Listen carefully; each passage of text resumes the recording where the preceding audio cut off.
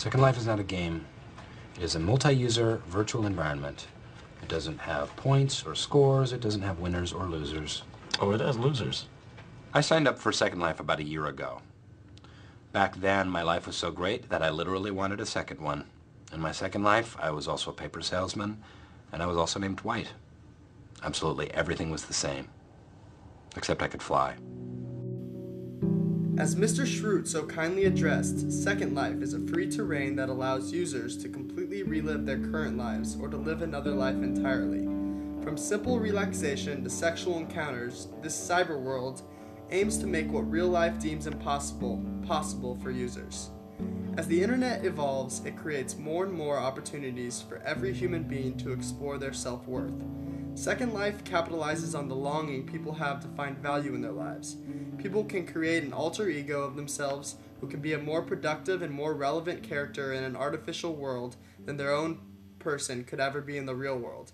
Avid users find new hobbies, interests, and even personality traits. As we sought to find out how this extended community operates, it was easy to observe that the body that makes up Second Life is functioning more and more like a microcosm of the real world.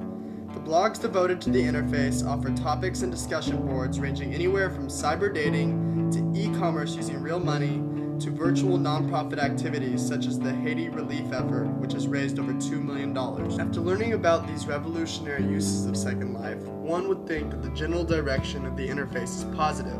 However, some observers have pointed out a pretty blaring dark side of the phenomena, the loss of self.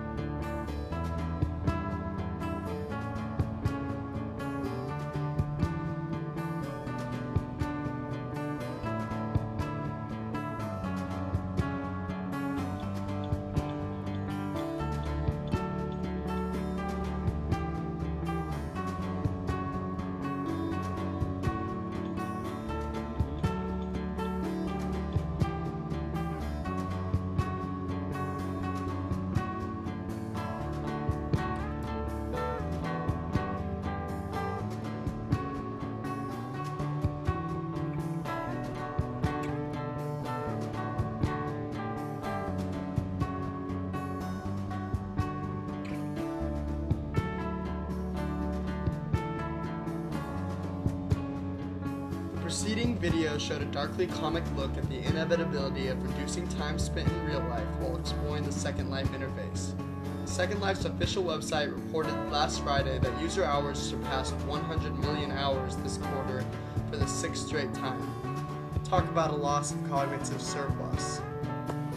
As the interface evolves, Second Life becomes a more and more legitimate economy. This idea of a real market in a virtual world is the most surprising attribute of Second Life to new users.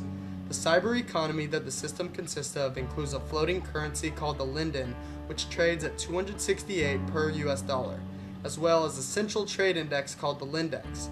The current money supply within Second Life is worth over 26 million US dollars.